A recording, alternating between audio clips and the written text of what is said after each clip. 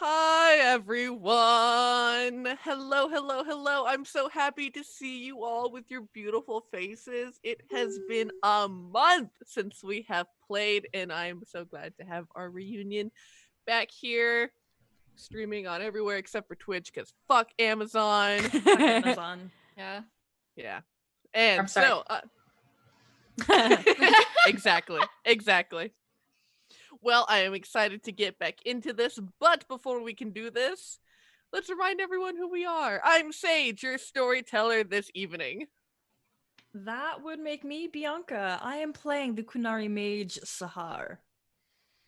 I'm Casey. I'm going to be playing the Kunari rogue Bahan. Hi, I'm Morgan, and I'm going to be playing Emmylou, who's your human rogue.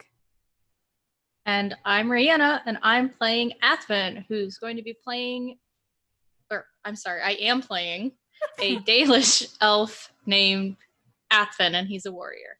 Yeah. Beautiful. Well, before we can jump back into where we left off last time, let us all remember what the heck we did. Yeah, what happened, please? My memory does not go back a month. So one recap, please. I've got my notes. So, first off, there was a Templar fight! Oh, yeah. Big. Yeah. So then we had a whole bunch of combat, and then Saharr did a firestorm, which caused an avalanche. I have in my notes underneath it, oh, fuck. We should mention that That's how these we felt. Templars were like hella messed I- up, right? Yeah. They were Messed super up. bad. They were really, really scary. With like and red super lyrium. possessed. And so then we fled through a back door in the chantry, and we managed to go through the frostbacks, and we had camp, and I had a nice little romantic thing with Creme that was adorable. And then Bahan babysits, and Emmylou cries forever. Athven guards, Saharr heals. We had a weird Renaissance kind of thing with the Inquisitor. The Inquisitor. Where we saved him. Emmylou played a prank that went weird. We had That's Feudalism for you. My folding powers only for dead bodies. Oh, that We was had- just right at the end. We had like 27 catchphrases that could go on the t-shirts. That's I true. remember that. We also discovered that Audrey is a little mage baby. Right. Probably, and we'll burn that bridge when we get to it. Yeah. It's crazy. And then what else did we learn? Athven got a dream of floating mountains in a fortress and a prismatic explosion and floating mountains collapse. And then he busts the door down into where the Inquisitor and Dorian were having a little canoodle and was like, knock, knock, wake up the fuck, bitches. Time to go. Skyhold time. So then we had a vision, and then we literally, it says, boss in on Dorian and Ylyndar spooning. Skyhold time. Whole bunch of old folks died, just straight up. Yeah, they really just dark. sacrificed themselves. Yeah, They're they just like, wandered off. They went to a farm. It's okay. kids. And just I I have got been the frostbacks. yeah, and then Riana sang us a little song that was lovely, and It we was arrived very at beautiful. Skyhold, and that's what happened the last time on Glee. Thank you. Wait, Yes, does that mean we have to sing now? Well, all of us? No, Are we going to be expected to sing every episode? Yes. Sure. only You're here. Rihanna. I know, I did it last time. We're all gonna take turns. Rotating cast.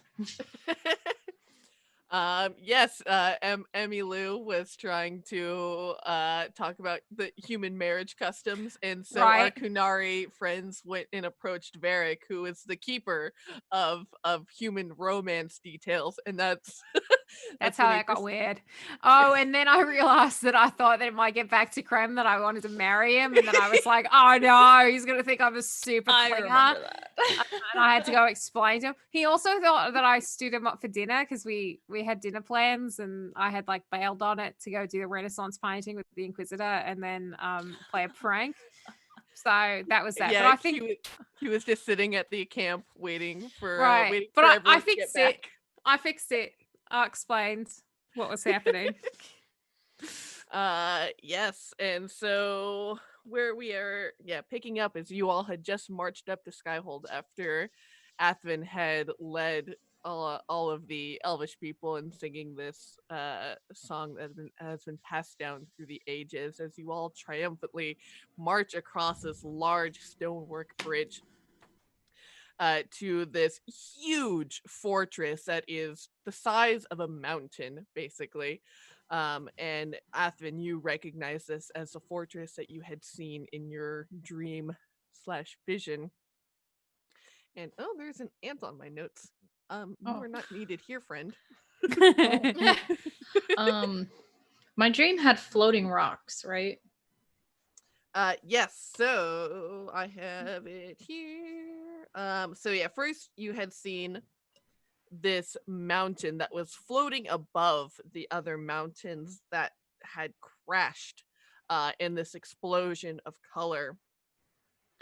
And then you see that, and then as this kind of fortress that was sitting on top of this floating mountain crashed, your vision led down through this labyrinth that twisted underneath the ground, that led through a series of tunnels that led to this mirror, a very simple and plain kind of rectangular mirror that ends up in an arched point that had elven runes etched atop it that reads Terasalan Telas. And then as your vision kind of focused on the plane of the mirror, you saw this sort of Ferelden style fortress, which you all are all now approaching and walking up to. And your vision kind of pulled out where you had seen this kind of location of this fortress. And that was when you woke up and you're like, Harold, we gotta go. Hi, Dory. We gotta go. Oh no, it was not hi, Dorian. It was you. Shut up, Harold. Yeah, we have to that go. That was true. You were like, you Did not even give him a chance to talk. knock, knock. Open up the door. It's real. Yep. And yeah, so that was the vision you had seen.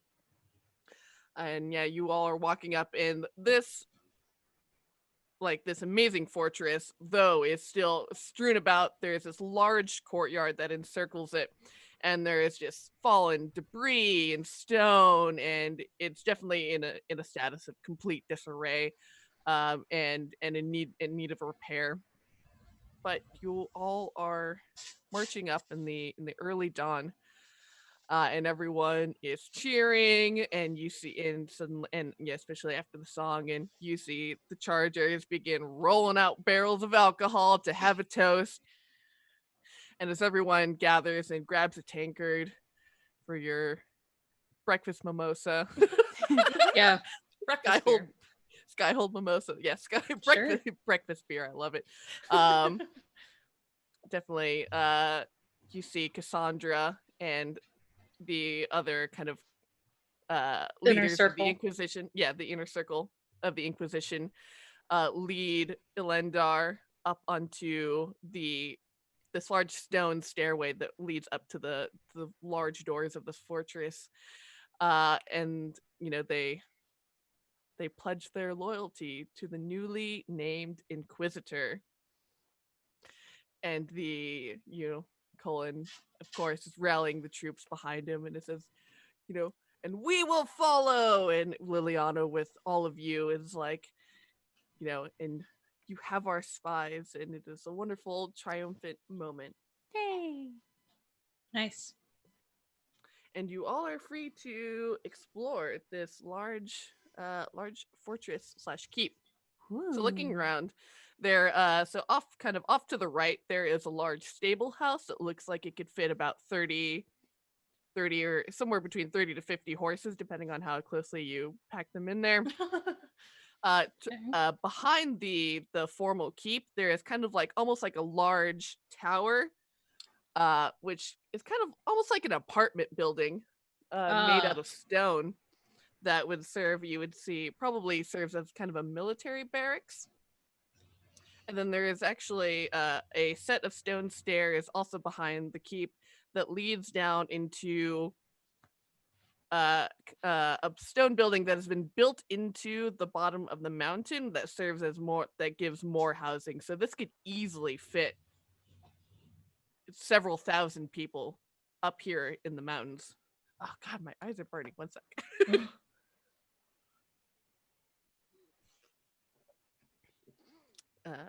There we go.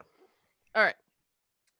And yes, and so you see the inner circle, they bust open these large doors of the stone keep, and there's this fallen banisters and beams, and it looks like you have your work cut out for you. Can I go dib a room if I can, or at least a top bunk? Can I go figure that out? Yeah, you all can go claim rooms. All right. Yeah, you see Colin and Liliana are kind of like trying to guide people around. They're like, four to a room. Roll. I don't know. Just kind of like figure walking it out around. There are just like secretaries following them with like clipboards, being like trying to furiously take notes as they're like reciting things. Yeah. Well, all right. Let's do some simple math. It's Bahan and Rivka are definitely, that's a room I don't want to be in. Emmylou probably in a room. Krem's gonna be there. Don't want to be in there either. Saharr. Yes. All right. Do you need? There's not surprisingly both much more room and less room here than where we were. Do you want to room together? Although I have some plants I would grow. That is fine. I'm actually growing something myself. You've met her. It's Audrey. Oh yes. So, Audrey's gonna be in the room with us. You're okay with that? Yeah. All right. I figured this is our best bet because we don't claim something now, then I don't want to have to go and figure out rooming with anyone else because there's too much. I see. Canoodling.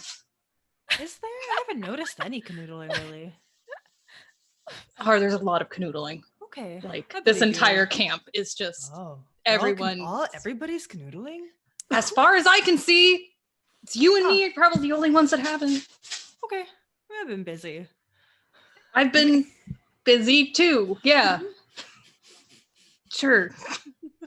Emmylou thinks with that kind of rage, maybe you should try some canoodling. Why are you? You're working for the Inquisition and you got a child. Maybe if people offer to babysit. The most prudish team dad. Emmylou will totally babysit if this stops being so angry. I'm not angry. Please. Okay. Intensity. Yeah. Okay, yeah. I'm just worried about the amount of sleep I'm gonna get. I already have one child. Don't need to deal with whatever else. Well, I picked this root up off the ground outside. What do we think is like a native herb around here? Around here is other than elf root. We gotta have something fun. Yeah. Other than elf root, which grows like weeds, one might say. There is an abundance of philanderous. Philanderous. I have to Google this because I've never heard of it in my life. That's a fancy one, right? It up. Mythal would have told you, Saharr, that this herb only grows. I'll write it in the chat. Thanks. This herb only grows where the veil is thin, and it makes a very potent poison. Okay, well, I found some. This is one of those herbs I don't want anybody to eat, but I'm just gonna put this in the room to claim it, and I'll stick some of the leaf on the on the bed. That's ominous. Fine. Yeah, I like it. Don't eat things that you find on beds. It's never advised. Yeah. Thank you. So Emmylou had kind of figured that they were going to bunk with everyone else and is listening to all of this, starting to get a little nervous because she's just told Krem that she doesn't want to marry him, like to be cool, and now she's going to have to go to him and be like, anyway, do you want to be roommates. Do you Do you want to maybe move just in want together? to? Do you just want to move in together? Working out even better than I thought. Yeah. So, someone else that like you could come live with them and their wife. Okay, so Emily's gonna consider that, but is first gonna in all the chaos kind of just find Krem and be like, hi. So who have you I was just wondering, have you figured out who you're gonna be rooming with? And he looks very bashfully kind of down at his feet and is like, okay, so we're having this conversation. Good. I'm glad that you're bringing it up. And he motions like gestures like at like pointing at himself and then at you, and he's just like, would you? I don't want to pressure you into anything, but No. Yeah, no, I totally get, and I really appreciate that. That's like super sweet. But I figured, when we were sharing a tent on our way here, that was kind of nice. And yeah. all of my friends have sought other housing situations. So I just figured that, maybe if you're cool with it, then, maybe we could just do that for, simplicity's sake, for convenience. And he immediately pulls you in for like a big, like over the arm, like, kind of bear hug. And he's like, cool. Cool. Okay. Well, I'm really glad we got that sorted. For simplicity's sake. Yeah, and I don't mind if you want to find a room like close to charges, it's like totally fine with me. Good thinking. Yeah. Okay, well then I'll leave you to that, and I'll give him like a very kind of friendly kind of knock on the shoulder, and I'm gonna go find something to do. See you later.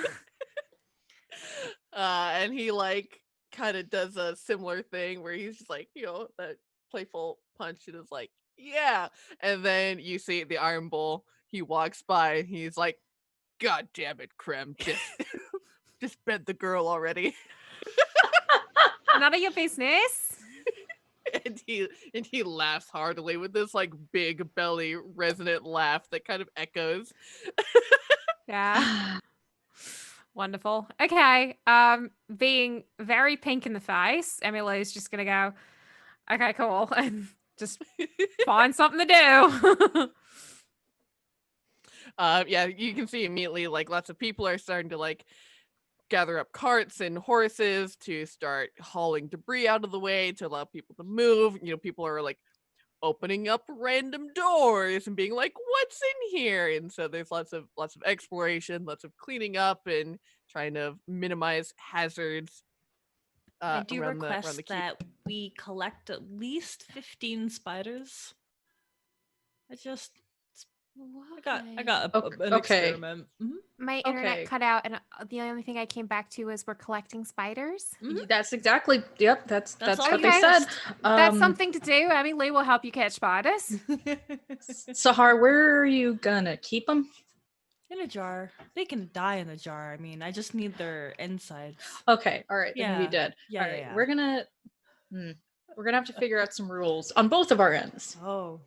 Okay, I've never lived with like small humans or small anything really. One time I lived we're with both a pretty small small. I cat, know. and I had to work really hard not to step on her. It was fine, but it took a lot of learning. Yeah, that's everything you learned with the cat. You're just gonna apply to Audrey. Okay, I'll make sure I don't step on her. Yep, that. Things have to be up higher. It's great because you're already tall, so you just put things like if you can reach them, then it's fine. Okay, I love a good shelf. Yeah, we're gonna build some good shelves. we're gonna figure this out. But Saharr, I am excited, happy. The poison off my bed then. Yeah, do that too. But I mean, just pick that up and put it on this convenient shelf that's here. Yep, and we're gonna build more of them. Yeah. All right, this is gonna work. There's one convenient shelf. All the other ones have fallen off. Okay, that's good. Is a little shaky. They're inconvenient shelves. Mm-hmm. Precisely. It's all right. He's gonna go dad mode on his next day off and build a bunch of them. Yeah, definitely hold the nails. You can hold the nail stand. I'm not gonna have any problems with any kind of roommate stuff or any awkward conversations. I'm just gonna go Be with your wife. be with my wife. Mm-hmm.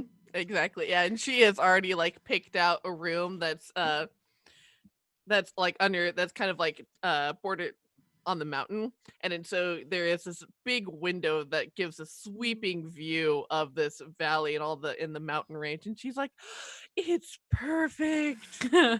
Wow. Oh, I kind of have a little bit of vertigo, but it's okay, I'll get used to it. Who needs to be afraid of heights? So cute. You're really tall. This must be what your height must be like. I do often see mountains. Yeah.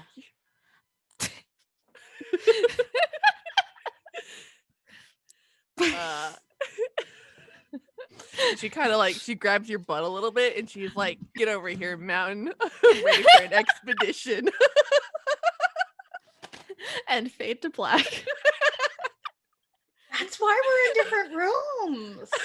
That's why we have to keep this up. Emmylou can be sad all she wants, but that's why. Congratulations. I mean, I was gonna suggest a full canoodler's room because they were saying 4 people to a room. Just full polyamory. I love it.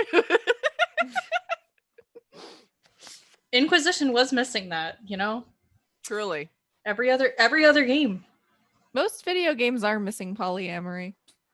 That's true. Most storytelling. Yeah. So many things could be solved if you just had a threesome. Honestly, yeah. I've often said that. Just out of the blue randomly when no one asks me. Like, I'll just be sitting there hanging out with people and then I'll just go, a lot of things could be solved with a threesome. Yeah. See, that's a whole new podcast we can do. Let's Let's just go buy a movie and how could you fix this movie by introducing threesome. polyamory? Yeah. Oh, this so is the great. Dark Knight, you could have fixed everything. Oh wow, yeah. if Absolutely. And I'm in. Rachel Harvey really. Bruce. If you'd had Rachel Harvey Bruce, the whole movie would have been fine. You would have fixed The it. really hard levels are like the political biops, like if we do the Dick Cheney movie. How can you fix the Manchurian Candidate with a One threesome? This is a genius idea. Nobody I'm steal here this. for this ship. Everyone, please. I've already copyrighted the secret name that's amazing that none of you are thinking about. It's Three's Company. Yes. Yes. I am here for this. All right. All right. So basically you all have like a week ahead of you of how you can spend it, of hard labor, of building, of doing what you will. Yes. As the town of Haven resettles itself and becomes kind of comfortable in nesting in this new kind of permanent home. Did we get that name? Did the Inquisitor name it?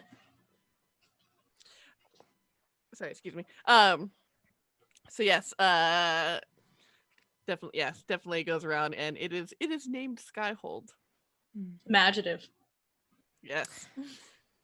So in this week, Emmylou is gonna wanna trade favors or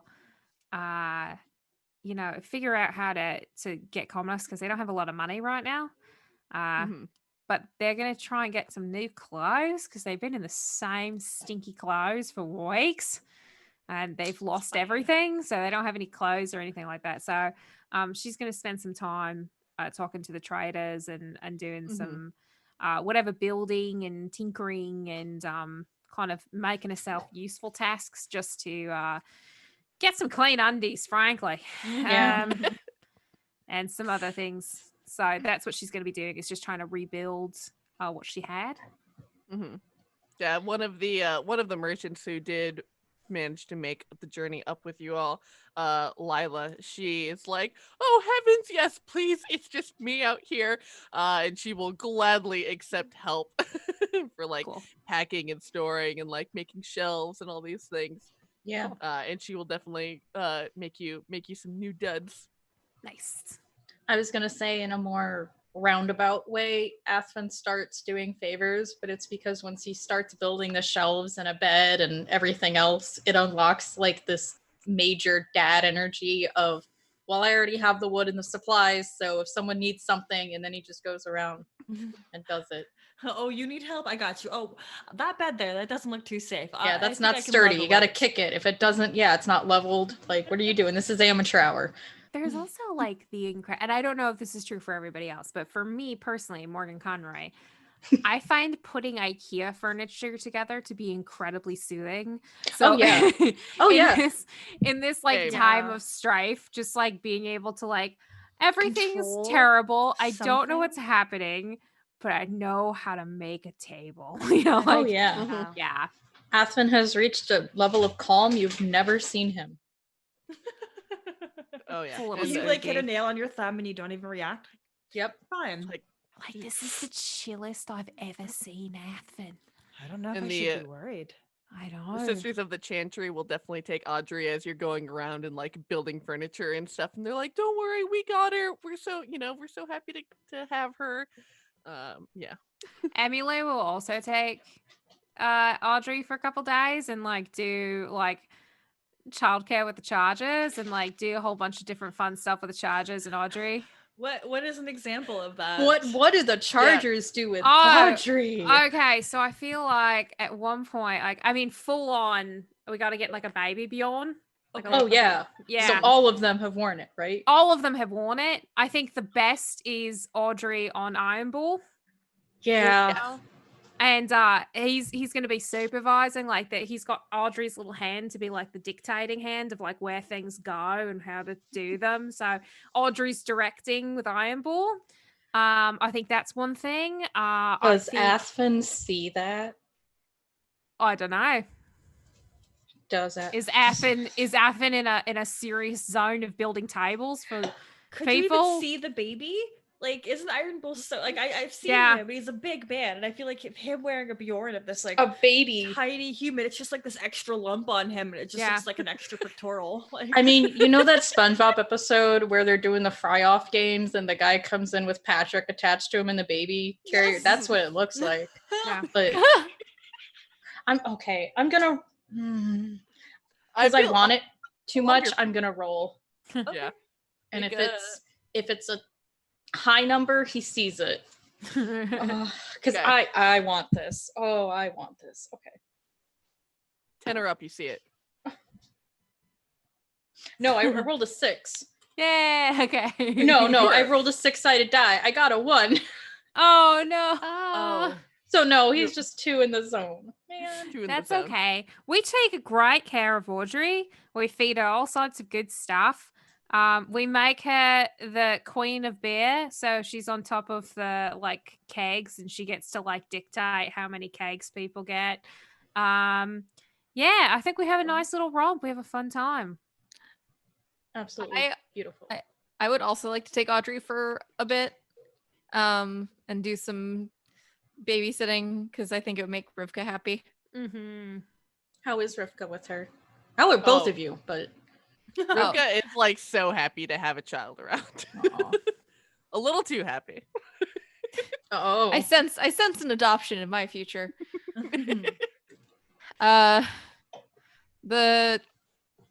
is definitely like super good with the kid. I think that Bahan is like probably okay. Bahan is not good with most things that are living, breathing organisms though. So like, you know. And when they're not doing that, they are spying on Iron Bull because they don't trust him. Oh. all right. Thank you. I think They don't we're all trust- doing. Go ahead. I was gonna say like even though they are Kunari outside of Saharr, they don't trust any Kunari. So Yeah. They're generally kind of dicks. I mean, yeah. Since we're all having these scenes with Audrey, I think I would like one Yes, where please. Athven you haven't quite like built up the courage to just like straight up leave her with me yet. It's just like, I've got to go step outside for 5 minutes. Can you just watch her? Like, you don't have to touch, you don't have to move, just make eye contact and you're good. That's all it takes.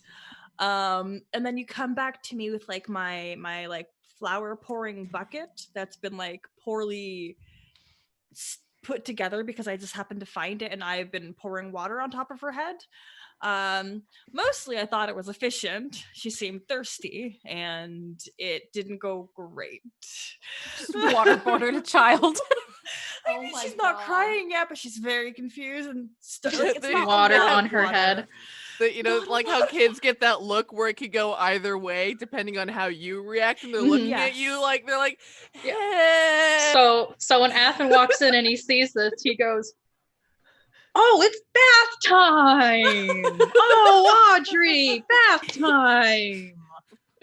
catch Like gritted teeth. not it's okay. I thought she was thirsty, but bath time. Saharr, how do you drink water? Oh. Yep. We're gonna. Yep. It's gonna Okay. be fine. No, You I know- mean, you said don't move, and I still couldn't help myself. Saharr, listen. Mhm.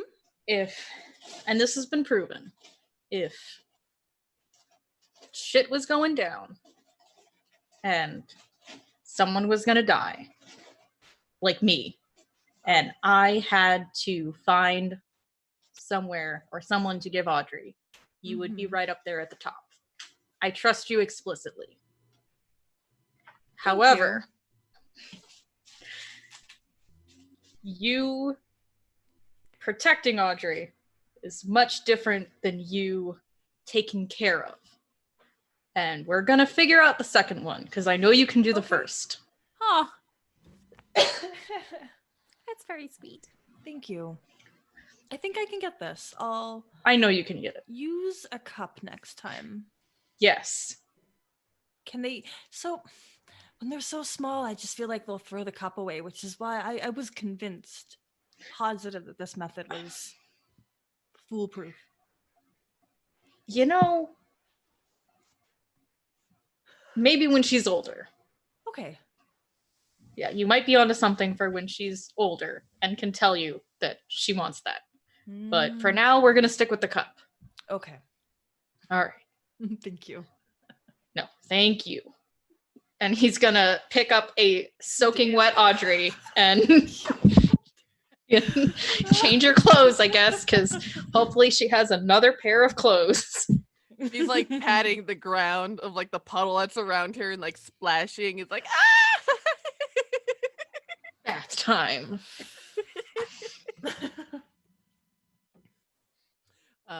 Wonderful. I love this. That was This is good. Great.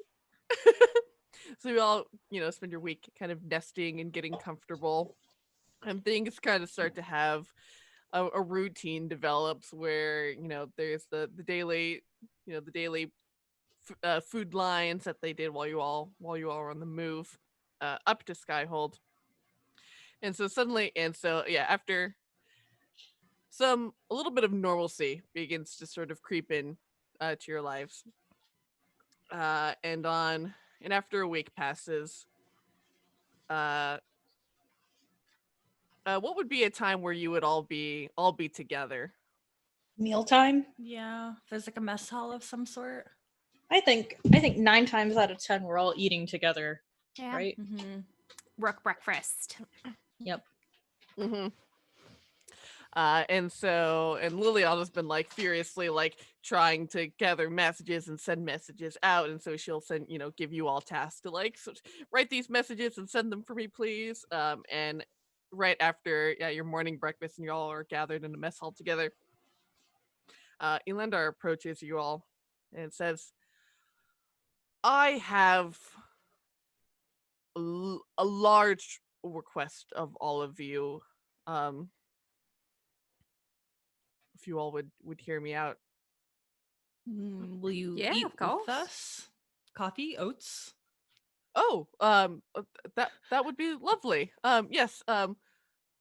coffee sounds great. I'll be right back. And he goes and he grabs, big mug of coffee and sits down with you all. And is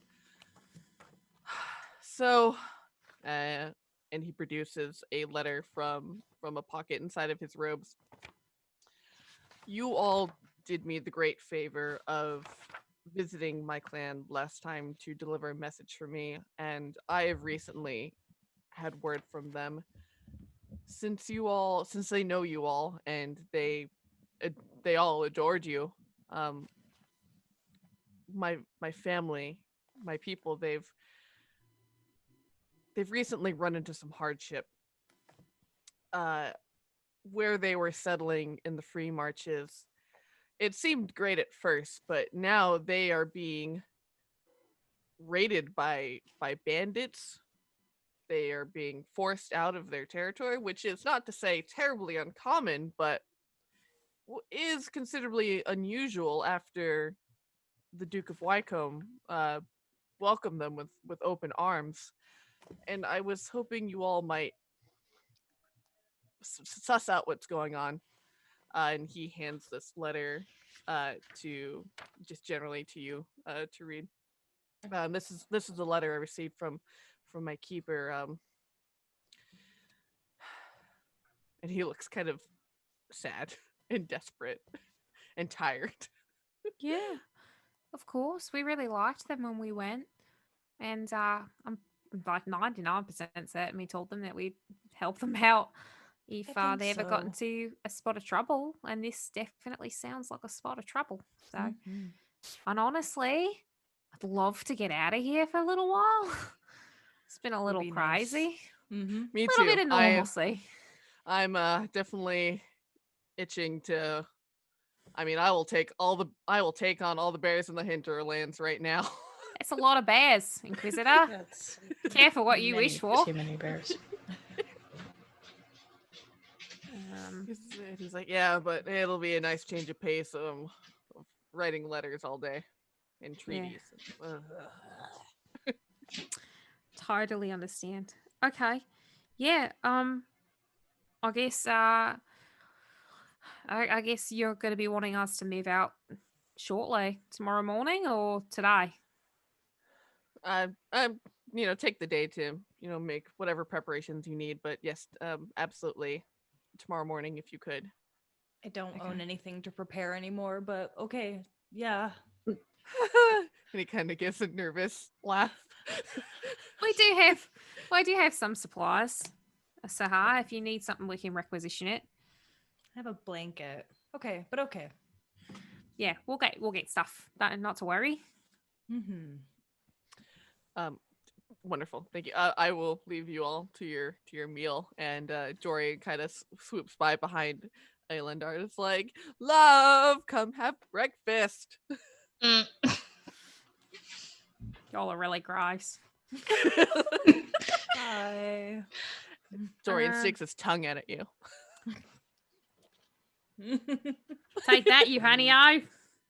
Athven's trying to be diplomatic. Ooh boy. So much canoodling. I know. That's what I was told. That man. So much Constant. canoodling. 942 Canoodle Fest. Who canoodles the canoodler? Okay, so I'm sorry, but I'm sorry. Casey's saying that with that background, like Batman Watchmen reference. Who canoodles the canoodler? there you go. I hate it. These are the questions of our times. Okay, so Emmylou is gonna finish her breakfast and go and pull in some contacts with the requisition people and make sure that we've got tents and we've got supplies for traveling, and see if it's possible for us to maybe, I don't know, should we get horses? It's a really long way. I would like a horse. Yeah. Okay. Quite a long way. So I will requisition us some horses. And foodstuffs and all that kind of necessary traveling bits. I'll go getting all that sorted. Okay. Yeah, you definitely know the chain of command. If you're like, you have to go to Liliana, and you should probably talk to Josephine because you're crossing like state borders, and then you talk to Quartermaster Thread and this whole thing. And I'll cross wherever I want. Yep.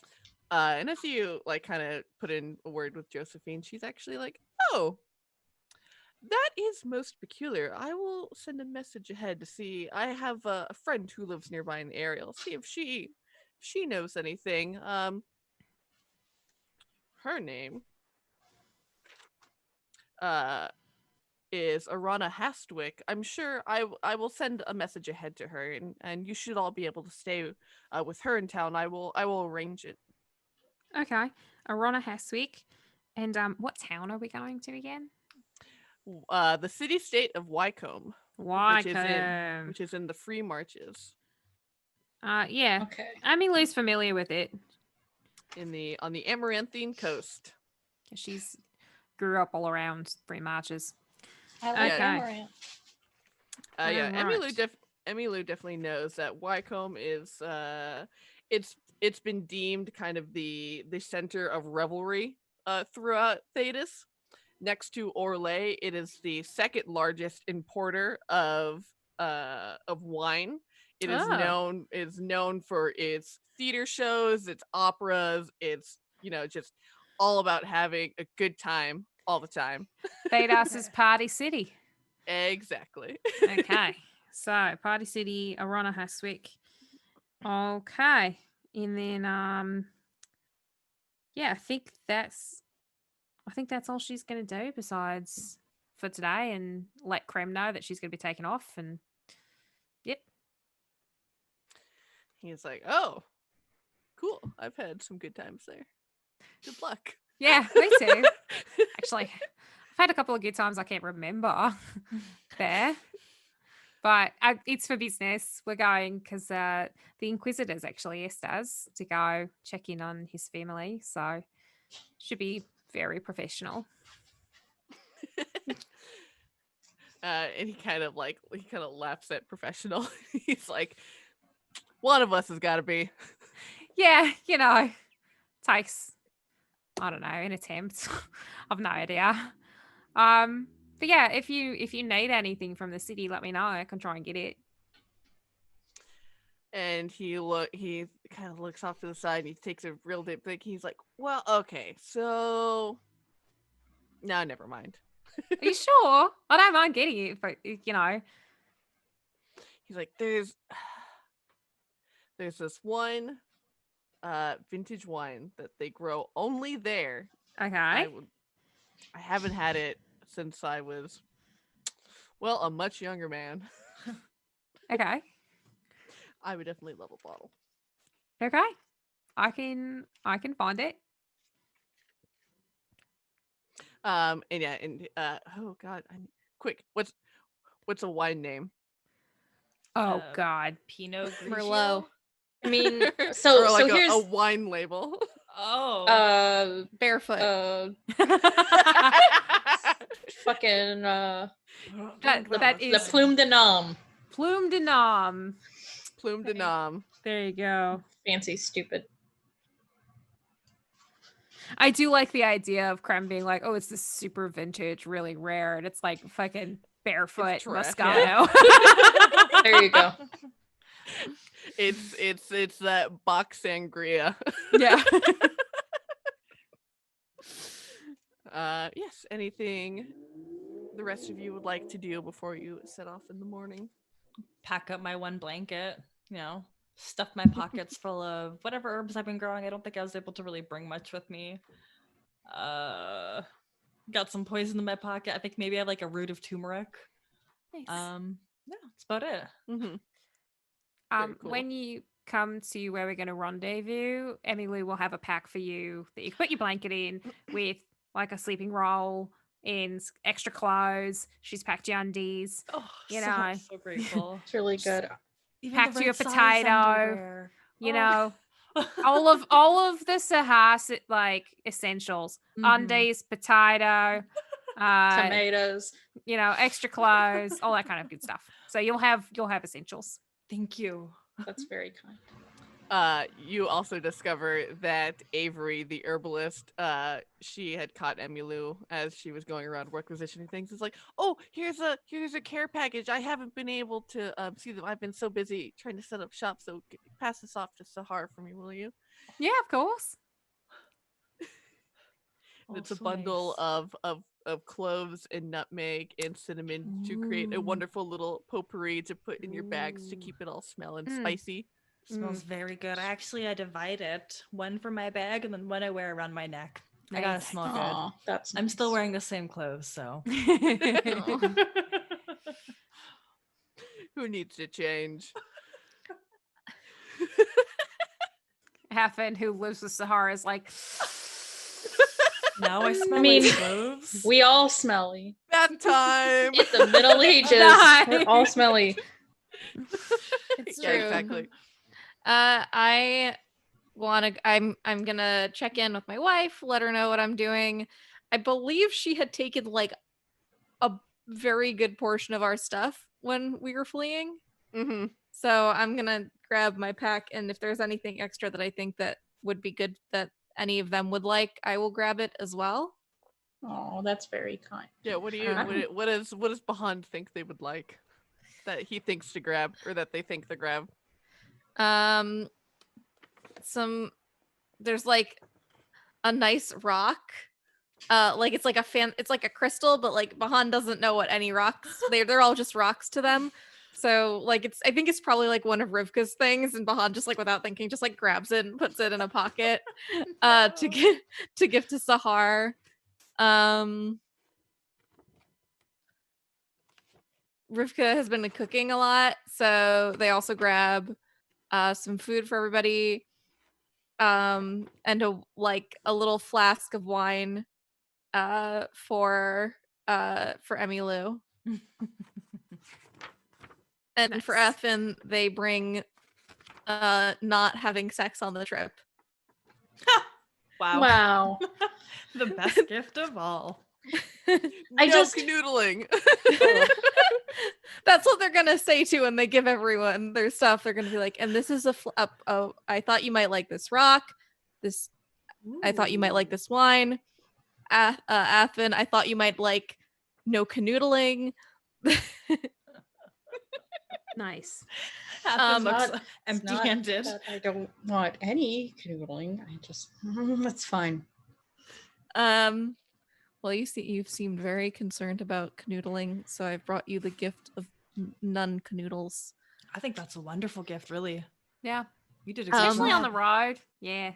Yeah, truly. And before they leave, they're also gonna see if there's anything that Rivka wants, like the mochi cake type stuff from last time again, maybe, Mhm. or And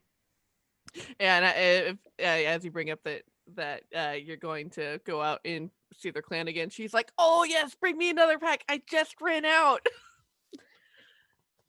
Mochi cakes on the list. Thank you for making a Green tea list. mochi She made cakes. that last. Good on her. I feel very bad for stealing this rock I made up that she I mean, Saharr is wholly grateful. And, they're going to find something to replace it with for you. And hopefully it's going to be the equivalent or the same. Maybe a nice actual rock. There you go. I Where think did Rivka's that- definitely a little used to it by now. Oh, probably. Yeah. Bahan, I don't understand how somebody like Bahan has such a wonderful wife. Really blessed. Love comes at the strangest times, I guess. It's good. Mm-hmm. You guys are cute. Fantastic. And as you all make your preparations and pack up together, you've got a cart pulled by 2 horses so you can all comfortably sit on the back and travel, and have all your stuff with you. And you set out on a crisp winter morning, descending this very narrow pass leading down these mountains. As you take in this beautiful scenery and this kind of, as you're going down and you pass into the tree line where these large kind of Douglas firs that are ancient. You see kind of these old ruins. You pass by a couple of 2 wolf-shaped statues that are easily 25 feet tall that are kind of at the base of the pass when you get down more towards the valley in this mountain. And it's going to be a bit of a long trek. So what are some things that you all encounter on your journey to the free marches? Athven thinks about a great story about the trickster wolf god. Ooh, what is it? Share it with us. Well, first, have we gone over Fenrir? No, So we haven't. I can be But- like, hey, Athven, these wolf statues seem really Dalish looking. Do you know anything about wolves and Dalish culture? Yeah. So he explains a bit. The keynotes are Fenrir is a trickster. He's one of the gods, but also not. And he is the reason that a lot of things were given to the Dalish, but also like a lot of things are wrong. Like one time he stole the moon out of the sky to play ball with it. And when everyone realized it was gone when night came, they grabbed him by the tail and told him to put the moon back, and he did. But that's why it has all the holes and the craters in it, because everyone was just kicking it around. But I like like this god. yeah, I mean, he's funny. He's a jerk. Tell us more. Audrey's not here. So the best story I have of Fenrir. One day, in all the tribes, the most beautiful woman, she was set to marry, and she could have had her pick of any elf in the land. And when word went round to Fenrir that she was about to choose her betrothed, he knew he had to have her. So he couldn't show up as Fenrir. She would never have him. So he thought and he thought and he thought. Oh wait, I messed some of this up. I'm sorry, I forgot the most important part. She said she would marry a man, but only the one with the smallest dick. This is an important detail. And Fenrir, being a braggart, had made himself the largest. So he knew that she would never have him. So he fretted and fretted. And finally, he went to Mouse and asked, "Hey, Mouse, do you mind if we traded? Just for a little bit. Just long enough." And Mouse said, "Sure, that's fine." So he traded. He went to her clan. She lined up all the men that were there for her hand, and they lifted their, you call them skirts, or they dropped their pants, whatever they had. And she went down the line and she said, "All right, yeah, that's fine. Yeah, no, that's too big. No, that's pretty good." She got to Fenrir, and her breath left her mouth. She just, "You are the smallest. You're, oh my God, let's get married right now." And as the keeper came to bless them in their union, and they held hands together, who walked in but Mouse, dragging this thing underneath him. And everyone looked at Mouse, looked at Fenrir, looked at Mouse again. And of course they figured out what had happened, and they chased him off. Dogs biting at his tail the entire time. And that's why Mouse isn't afraid to live in your house, because he remembers the time that he had that huge dick, and nothing scares him anymore. Wonderful. This is the coyote story, right? It is a coyote story, yeah. Yeah. God, I love this story. That's my favorite Wonderful. coyote story. You started it and I was like, oh shit, I know this story. It's a good one. Yeah. It's a good one. It's so good. Oh, Also, coyote. I want everyone to know Mint showed up to play the part of the mouse. There you go. Little mouse. Wonderful. Oh, what's up, Mint? Oh, that's spectacular. Yeah, but anyway, fuck Fenrir. Yeah.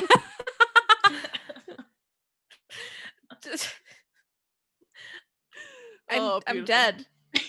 Yeah, no, that's the best one. Oh. Emmylou is just like, this is the best story. Can you tell me more Dalish stories? They're great.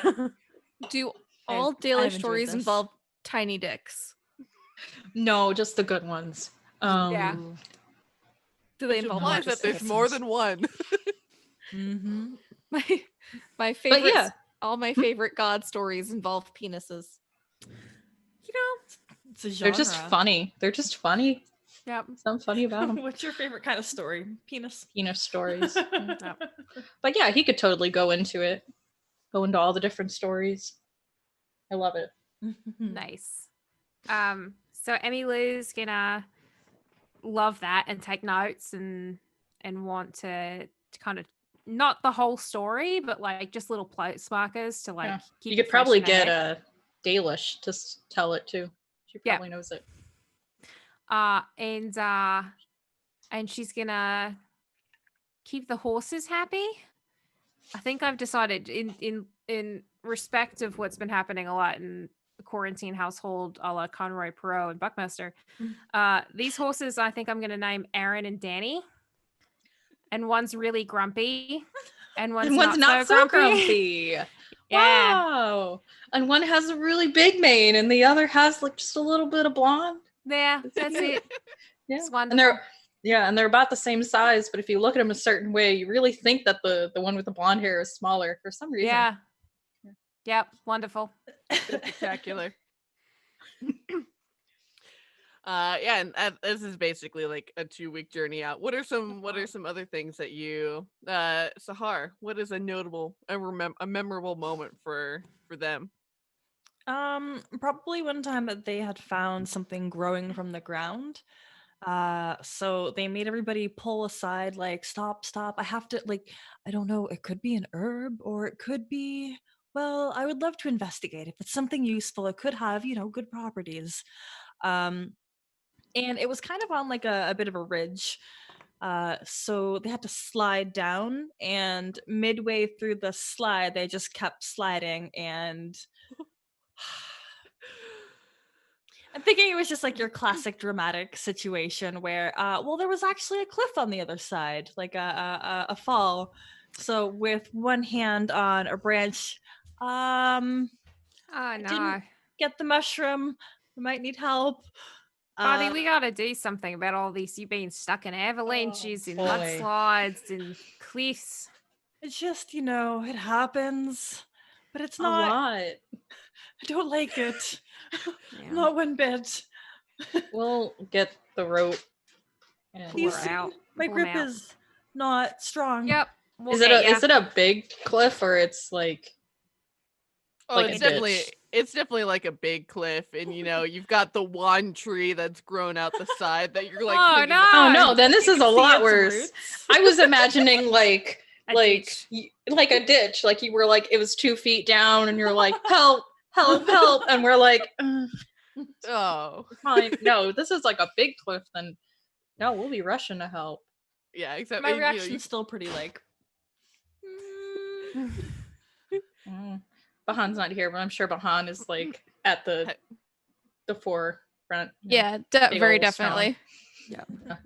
No, we'll save it. Holy After shit. rescuing Saharr, if I do see any of those mushrooms as we go, I will not tell Saharr, but I will try and get them quietly myself, because I know that I've got a higher dexterity than So I will Very try cool. and collect 1 or 2 mushrooms as I see them for Saharr.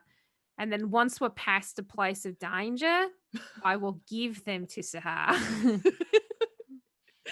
Yes, definitely. Yeah, you managed to collect a solid couple Aw. handfuls, and you're like, Are they at Yeah. least good mushrooms, like enoki mushrooms? Sure, yeah. They're mhm. eating mushrooms. This is very. I have turmeric. I have a turmeric root. Would you like that in exchange for the mushrooms? My exchange, actually, Saharr, if you don't mind, is that I don't want you to step off a cliff. So as long as you don't step off a cliff, I will consider this an even tried. Okay, shake on it. Yeah, okay. So Emmylou, a shake on it. Very well. Thank you. You're I'll welcome. put the mushrooms in my pocket. Beautiful. What's a memorable moment for Bahan?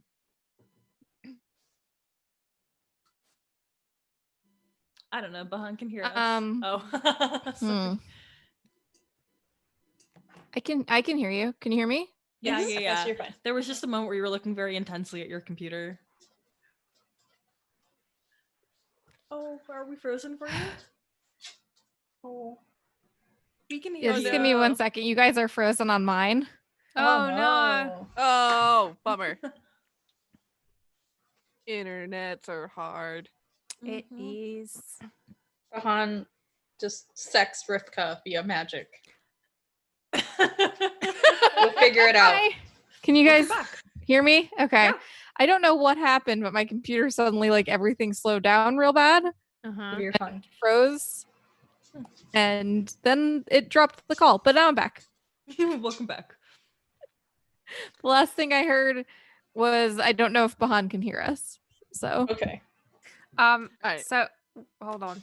I just need to send a quick note to Celeste.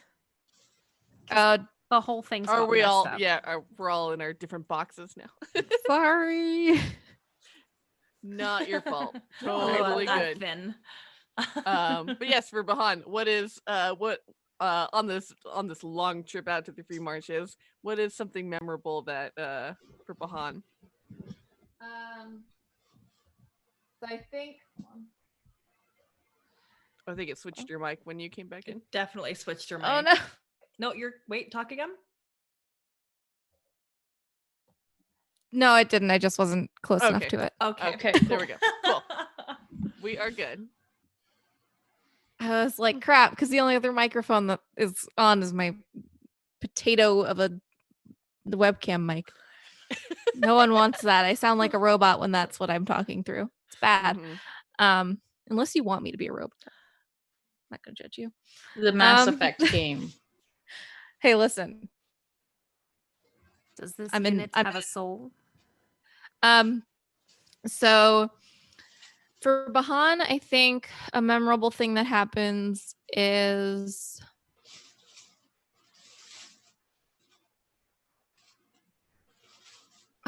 they run into some travelers on the road that like they pass some Travelers group or of- bandits. oh yeah, let's go with bandits. Well, We they could pass a be group of bandits on the road. Travelers disguised as bandits. I do like travelers, but sorry, go ahead.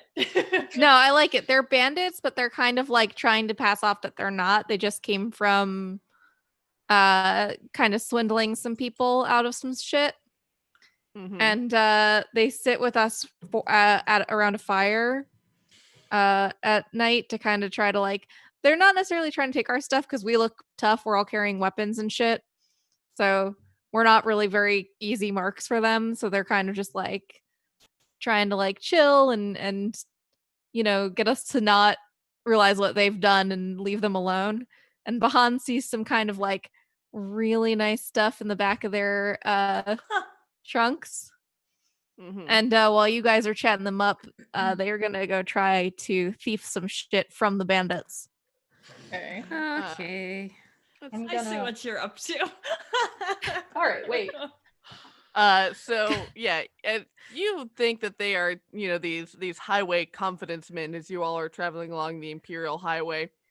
They are definitely just so busy sitting around this fire talking up stories of their conquests and you know things, and you know, it's full of bravado and bragging.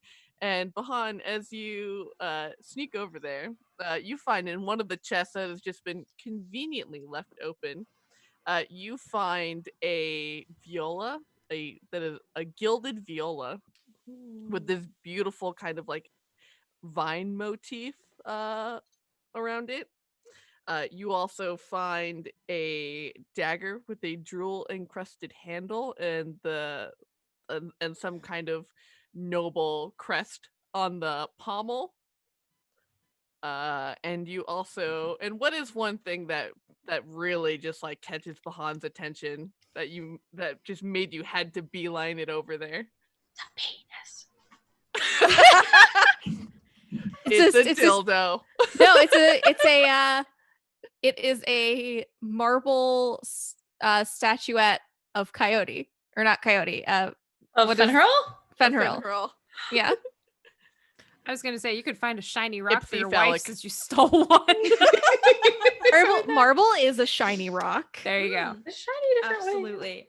Absolutely. Absolutely. I'm taking all of it. This is Yeah. a big aside, but I want everyone to think about it. So Tevinter is kind of based on like Greek. Greek and Romans didn't have white statues. They painted everything. Super garish. What if all of Tevinter is like that? Like imagine super painted garish like statues everywhere. Oh, absolutely. Yeah, if you look it up, they were painted like not great. No, like primary colors. Yeah, the eyes are like they're so disturbing because they're so Unsettling. flat. Yeah. Yeah. Oh my word. Yeah, it's pretty incredible. So yeah, just imagine like Super- all those ugly ass statues in Tevinter. Super aside, there was this one pope that got really ticked off about the fact that there were so many dicks out statues around that he made it a thing where people had to go and knock the dicks off of all of these statues. Yeah. And then Oh, the Pope yes. after him was like, that was really stupid. And then the church had to go with a big box of dicks and try and fit them back onto the statues, which is my favorite The Cinderella thing. story we always Yeah. needed. And there's still like a lot of them that they just don't Like, they haven't gone Just through have a and box done. of dicks. They In have the a Vatican bunch- basement. I love it.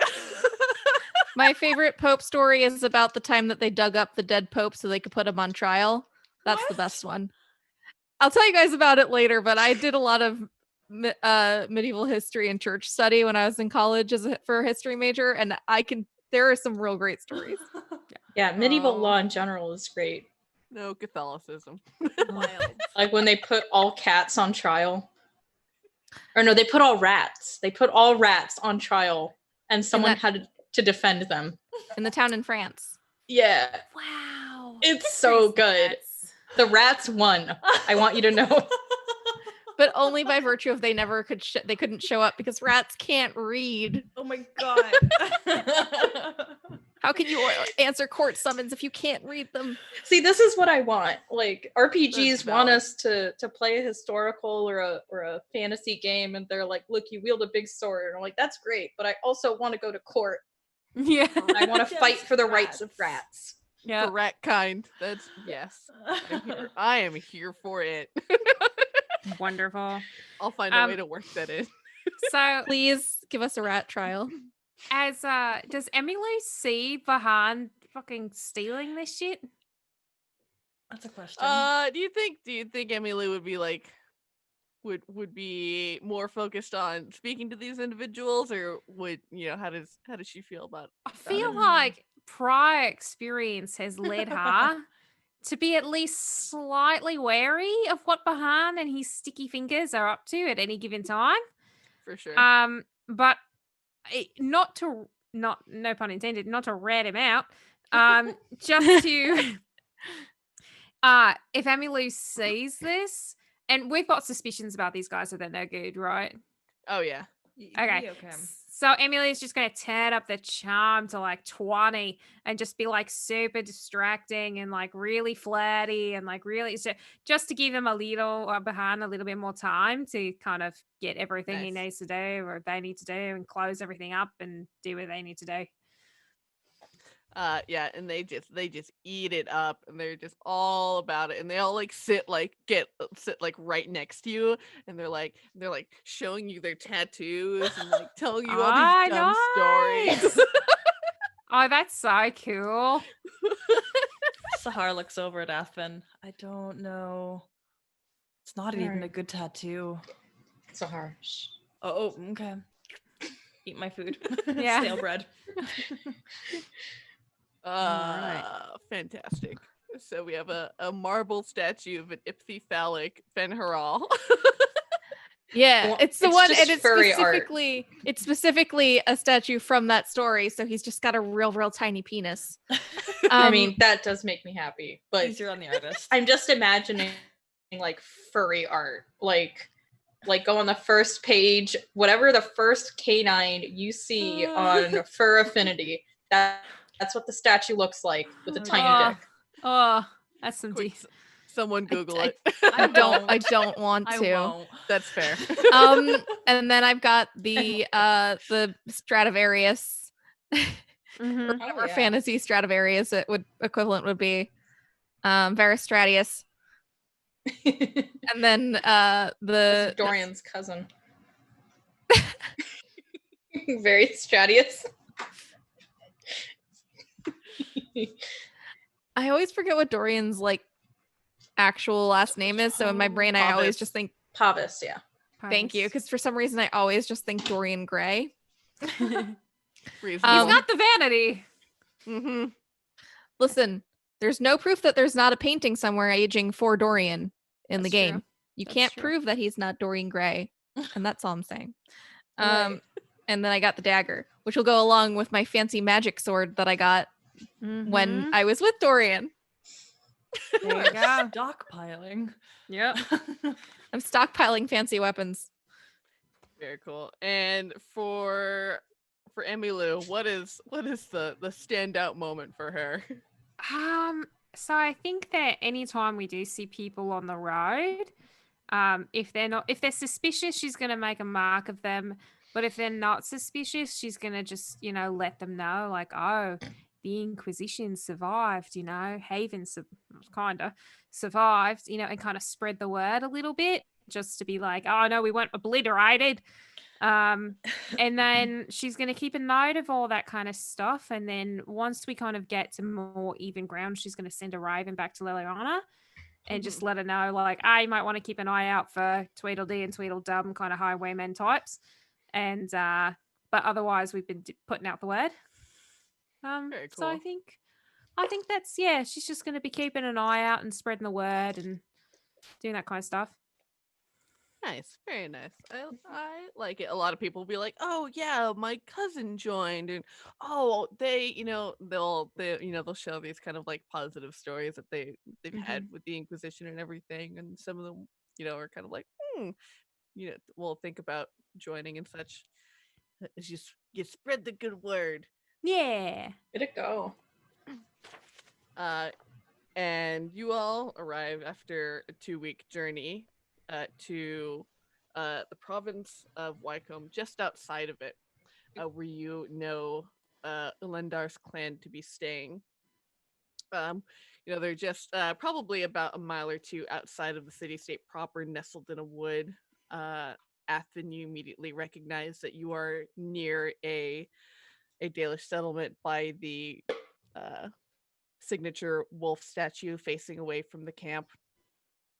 And so you all are able to approach, and you see everyone, all these faces you've seen before, along with some new baby ones, that are all happy to greet you, and they all take you in open arms and pass you off loaves of bread and offer you to sit down. Oh yeah, freshly Yay. baked bread, and offer tea. As you all kind of come in at we're on sunset, let's say. And Nice. they want to hear news of what's happening, and they're just waited with bated breath to hear everything that you have to share. Yeah. Who do we have news? Oh Yeah. boy. It's Caper Material? Yeah. Yes. Okay.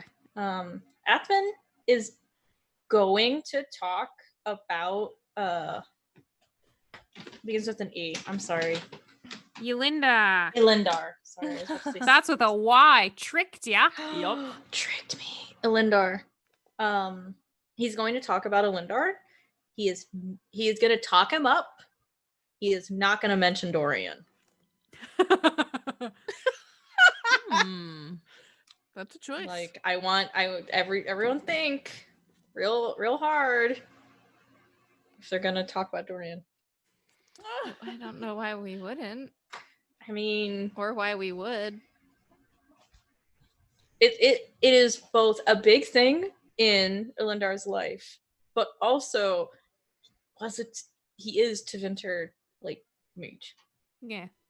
I think Dorian will come up because I'm sure we'll be talking about the time that we raided Redcliffe Castle and there was a whole bunch of weird time magic and that we went back in time, or front ways in time, and like we saw ourselves die and it was really creepy, but then it didn't happen, but it did happen, that kind of stuff. It was really weird. And Athven's really glad he missed out on that. Yeah. But Saharr and I had a great time in the basement. It was a time. Yeah. You know, it's memorable. Our art will stay there forever. Yeah. I got a cool sword. Yep. You got a lot of cool stuff going on, you know. Yep. Tell you're bulkier, you're holding on to stuff. Bahan takes out the violin and starts playing it, but it's real bad because they have no idea how to play violin. Yeah. You might want to ask someone. Jeez. And there was all that, and then there was all the stuff at Athven. And there's a lot of stuff that's happened since we last saw you. But Ylyndar looking healthy. Yeah. It was really touch and go there for a second because of the whole fight at Athven, but he seems to be back on his feet and back on their feet or back on his feet. He uses either.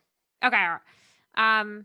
Back on their feet and doing kind of stuff. And last time we spoke to them, they were like, "I'm ready to go out and fight like all the bears." So back in action. All the bears. All the bears. Literally said all the bears in the hinterlands. Which I don't know if you've been to the hinterlands. A fuck ton of bears. Just bears coming out. You're like, are you minding your own business? You know, you think like you're just minding yourself. You're just like taking a little walk. You know, thinking, oh, I'll go pick a daisy here and there. You know, and then suddenly a bear. And then you're like, oh, right, God, ran away from that bear. And as you're running away from that bear, there's another fucking bear. Did you know they actually, they've like killed out the native giant spider population? Like just the bears? Like there used to be a ton more giant spiders and just all of the bears in the hinterlands like destroyed them. Oh, you know, I'm glad you told me that though, because if I had to deal with hinterlands overrun by giant spiders or hinterlands overrun by giant bears, I think I prefer bears. At least bears are cute. Yeah, giant spiders really creepy. One woman nods. Yeah. You don't have to worry about like giant webs and not. Anyway, but yeah, they're doing all right. And then I think everything's been okay. Yeah. Now I've got notes of people's names here. Right. We've got Arana Hastwick. Well, yeah, that's who we're gonna stay with. Yeah, that's the noble lady who's actually in Wycome that we're gonna stay with. But then we've got Kellerell, who's got tools, right? Are there anybody who we saw last time that isn't here due to all the crap that they've been through? One of the where is that name? Zephyr, the Hala Keeper, is no longer with them, and the post has been taken up by someone else. Okay. And then a couple of the warriors who fought alongside with you all is when you had fought the blighted wolves. The twins Urilla and Alora, they are not there. Oh no. And then and as you're all kind of noticing, you know, the people who are gone, and that's when the keeper speaks up and he's like, yes, unfortunately we've had a run-in recently with bandits in the area. They seem to be specifically targeting us, and we have been wondering if there is perhaps something more to what was happening. We've gotten a few of the city elves who have managed to make their way out of Wycome have told us that things are looking more dangerous for our kind, and we've been looking to try and get out of this area, but you know, moving all of us together, I'm not sure if it makes us a bigger target than just staying put. Okay. All right. Well, lucky for you, we've come to help you out. Yes, and we are eternally grateful for your help. Yeah. Keeper, when you came here, did the attacks immediately occur, or? No, we were, as we normally do. I send myself as an emissary to nearby settlements to ensure that we can stay safely and that there will be no issues, and to set up trade. And Duke Duke Antoine welcomed us with open arms, and things have been quite nice for a few weeks. But all of a sudden things have changed. Okay. All right. You said Duke Antoine, and have you met with him since everything's gone kind of bad? No, they have refused to meet with us, and it seems that the city has been kind of closed off. They've been very closely monitoring who comes in and out. Ah, very practicing social distancing. Okay. Refuse since problems. Okay. Well, that's really interesting. If they were super friendly with you at first, and now things are not so friendly. Right. Yes. And we, Okay. of course, we do everything we can to be respectful, and yes, something has gone sour. Okay. All right. Well, we're gonna go. We're gonna go into the city, and we're gonna do some investigating for you. And just hang tight. Be careful. Keep your guard up. Do you have any wine places you would recommend in the city? Oh, I like whites. we make all of our meads here that we take with us, so we generally don't find need to purchase any. I hear that there are many great wines Can't available. recommend anything? You've never even heard of okay, thank you. Excuse me. All right. And then, if you don't mind, we have Emmylou's gonna poke Bahan. We've got a request. We do? Yeah, your wife. Oh, I need those cakes that I got last time. I think Varian made them last time.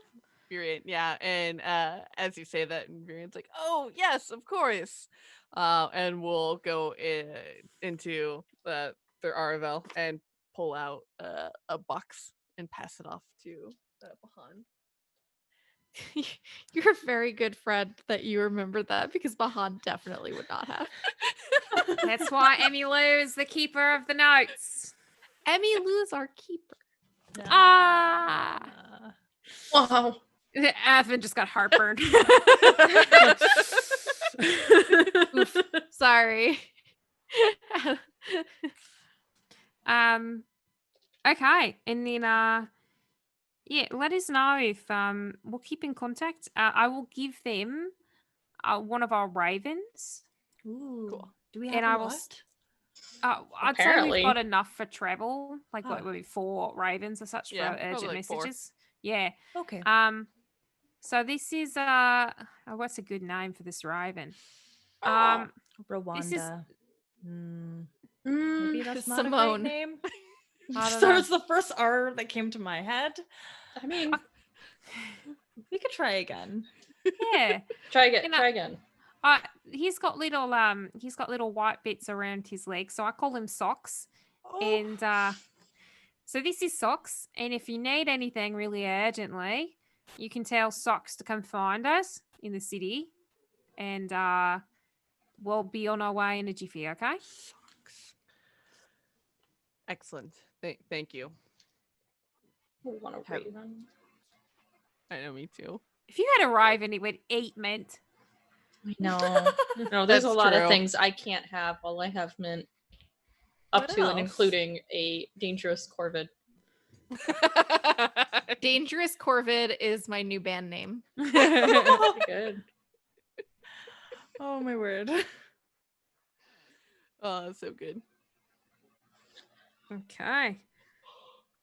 Are we ready? I believe so.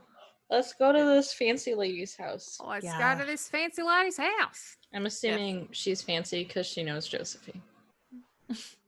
I like Real Josephine a fancy. lot, but she doesn't seem like the kind of woman who has friends who don't own at least a summer home. A summer and a winter home. Yeah, let's be real. Hey. And yes, as you all can make the last leg of the journey back up to the city-state of Wycome, which has this very much like this kind of Hamptons feel to it. You know, it's this large coastal city, and it's full of like white stucco walls with red tiled roofs and large brick buildings and these kind of yes. Sorry, before we go into this really fancy city, I'm going to take Bahan. I'm going to give him a real good look-see. Saharr looms over. You guys No, can't Saharr. steal things here No stealing. because the police here will cut you up. You can't just replace things either. I've tried. Rich Doesn't people work. do not give one single fuck about you. They Very only care mean. about their things. Very mean. That's what their entire self-esteem is built on, is the amount of things that they have accumulated to make themselves feel better about being soulless. Okay? So, Soulless. yeah, jokes. There's going to be so many nice things here. I to know. steal.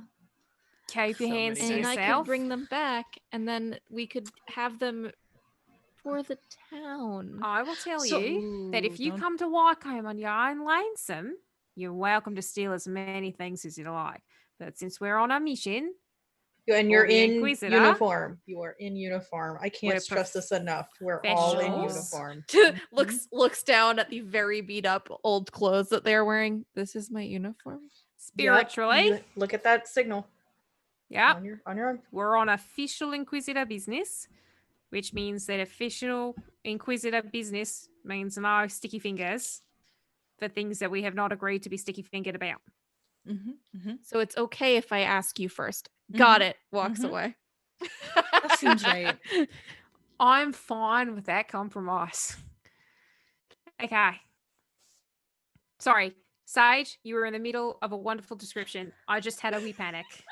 We're it's smart to good. do so I'm glad you because had the it. first thing I sure. was going to do when Sage was done with the description is be like, so what here can I steal?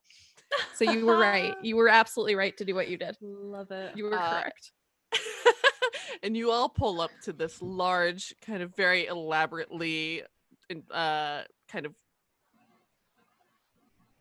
I was gonna say carved, but you don't carve metal. Made wrought iron.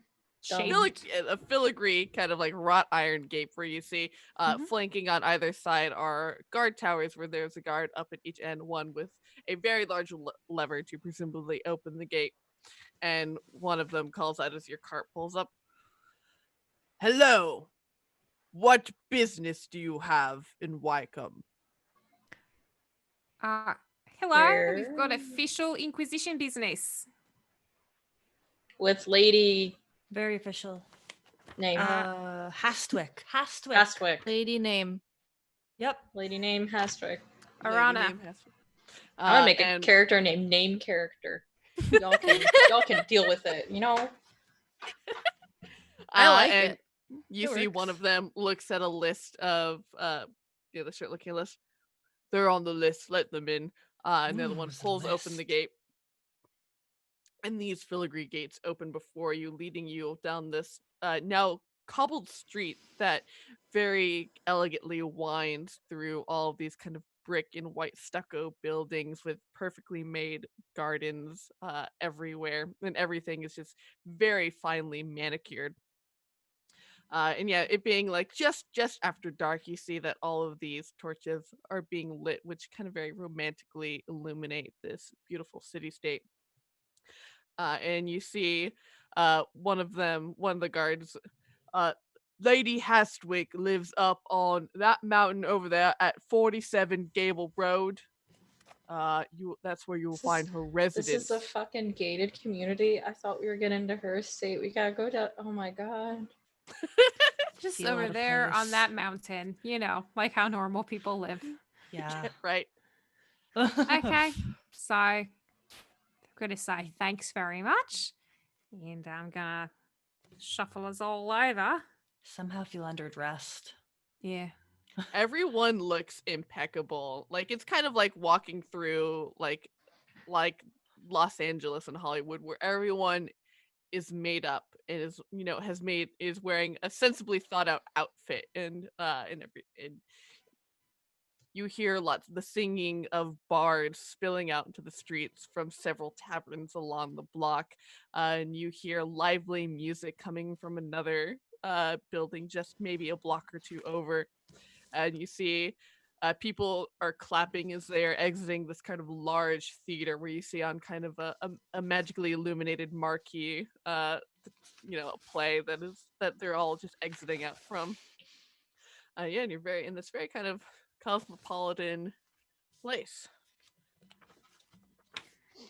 All right. We should hurry. I don't want to stand around here longer than I have to. I Yeah, don't like these places. they can be fun. They can also suck. If we dress up, I think I would feel about 5% less out of place, Yeah. which is it's a significant difference.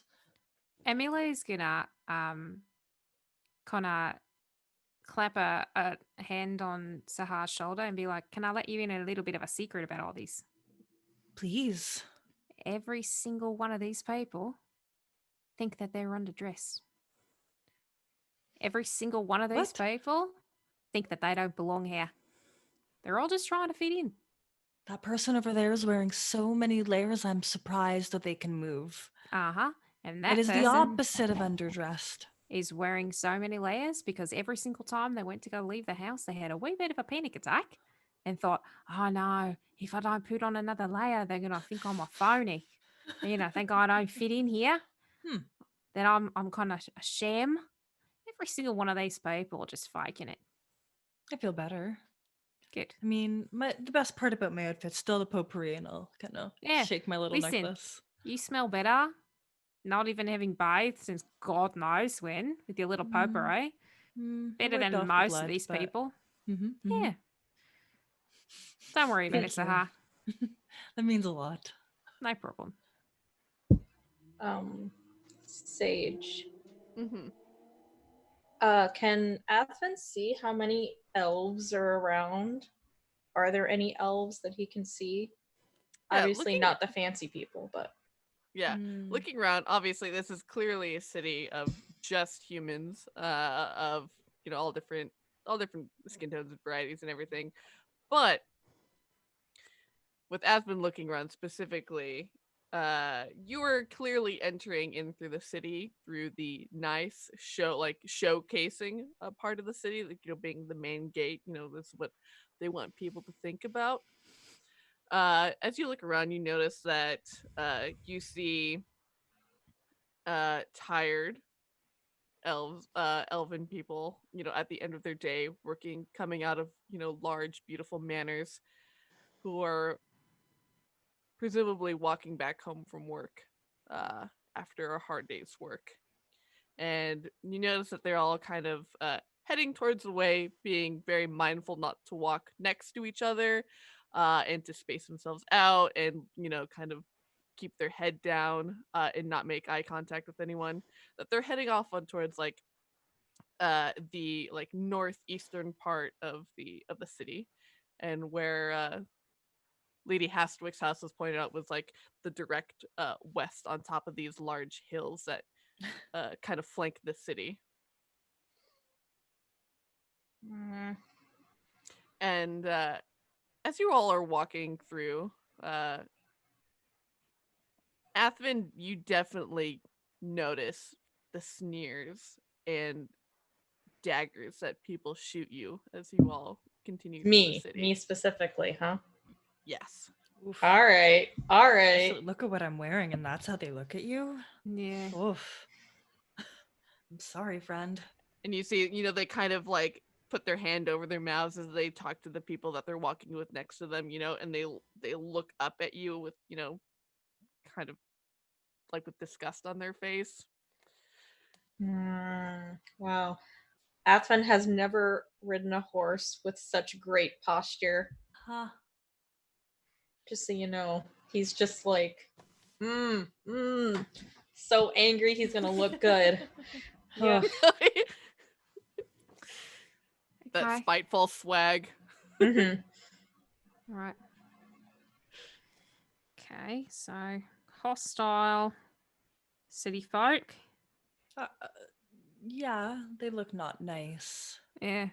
It's interesting that it's just at Athven. No offense you Makes two, sense. but usually Canary are also big Mhm. targets of weird looks. I haven't they're even made eye targeting- contact with one person so far. Yeah, weird. If they're targeting Dalish, they'd be targeting me. Ah. Yeah, but look, the other elves, keeping distance, no eye contact. If you want Athven, you're welcome to follow them if they're going back maybe to their part of the city, and you can rendezvous with us back at the what's a butt's face. Oh my god. West I wasn't gonna split the party, Hastwick. but hell yeah. Hastwick. If we're doing it, then like he's Yeah. yeah, Do you want to okay. take Bahan? Yeah. Do you want to go with Bahan? Do sorry, you want to go with Safer? Athven? Sure. Okay. Do you, as long as Athven wants me to come. Of course. All right. Saharr and I will go and check in with the lady. I bet she'll have snacks. Oh, I bet she will. Mm-hmm. Okay. I'll put some he in my will pocket not for you. he will not take Danny or Aaron. Okay. The horses. You can have them both. Grump and Not So Grump will come with us. Yeah. Haha. All right. Hell yeah. Let's go. Hell yeah. I was gonna suggest it, but I never like splitting up parties. I've recently discovered that splitting up parties can make for incredible situations. So Role-playing? Yeah. yeah, so go for it. Like drawing lewd drawings in the basement of a castle. Drawing lewd drawings in a basement of a castle. Sometimes half your party goes off and murders four people.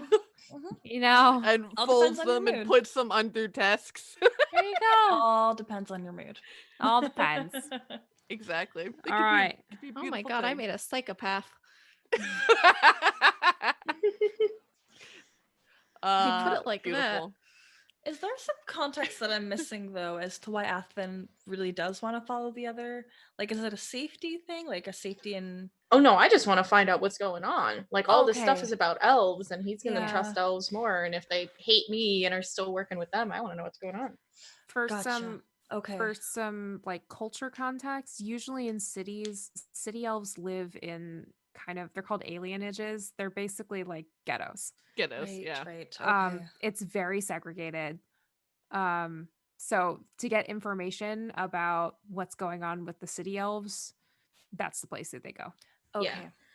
Yeah, and yeah, you all saw them. They're all kind of leading off towards one part of the city, which we would all presume is where their neighborhood is, to put it kindly. Mm-hmm. Yeah. Okay. Oh, and I can't remember if this was brought up, but like all elves were slaves at some point. Technically, they're free, but the thing is, if you're not Dalish, you're most likely in a very like terrible situation of like no money for like the rest of your lives, and then they're like very Yeah. heavily restricted in They're what they can do. Okay. Yeah, they're usually like domestic workers, Yeah. or trades, just tradesmen within their communities, that sort of stuff. Okay. Extremely oppressed. Mm-hmm. Okay, it's like coming back now. Yeah, like think antebellum, the antebellum South. Yeah. Yeah. Okay. But yeah, so Emmylou and Saharr, you have Grump and Not So Grumpy as you are winding up these long, beautiful, wide roads that are fledged with these perfectly manicured hedges, and you see topiaries dotting open green lawns and large oak trees in this very kind of obviously opulent and very wealthy part of town. And you see a gate that has Hastwick written on it in gold, and you're like, oh, this must be the place. Yeah. And there's a small little like guard closet basically where they're like, are we expecting you this evening? I think you. Yeah. I think you might. Yeah. Yeah. We've been sent by the Inquisition and the Lady Josephine Montier. There was 4 of us, but we're 2 now. The other 2 will be Wonderful. coming along later. Yep. That's an important Excellent. detail. Yeah. I will keep an eye out for them. Thanks.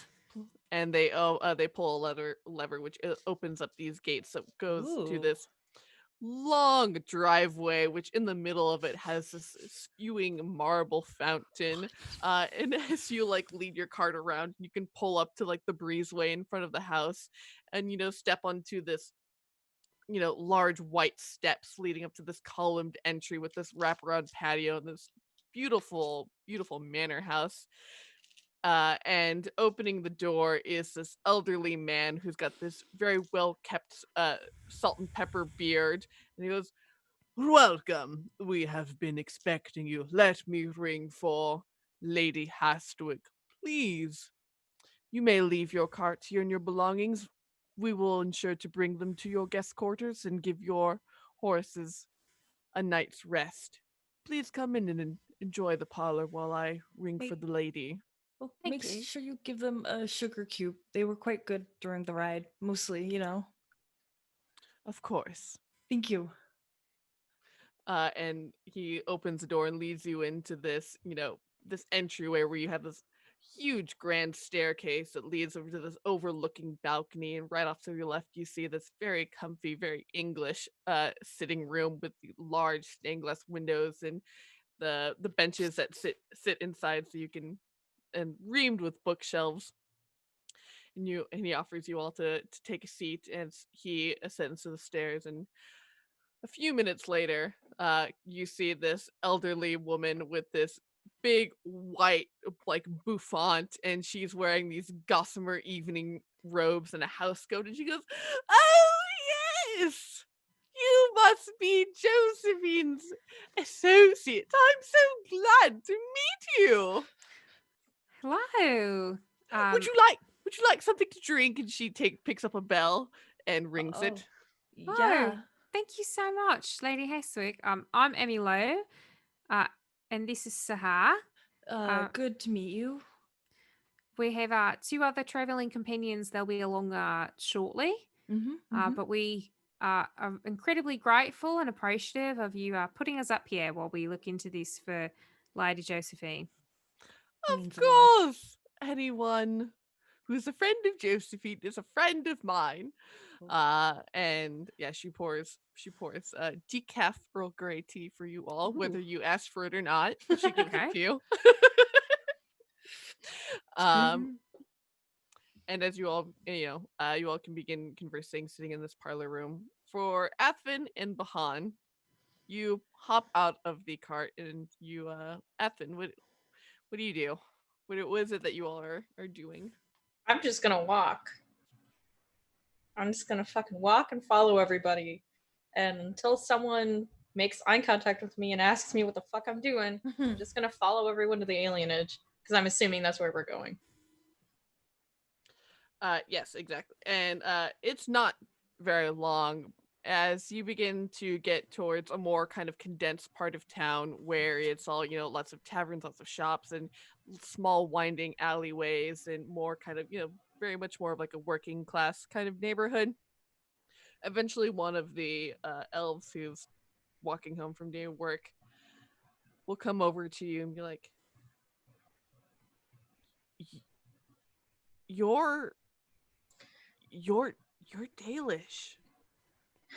Yes, I am not. Yeah, they're like completely like starstruck. Oh. Peace, friend. I'm here on Inquisition business. What, there are elves in the Inquisition? The Herald is an elf. He is one of our people. I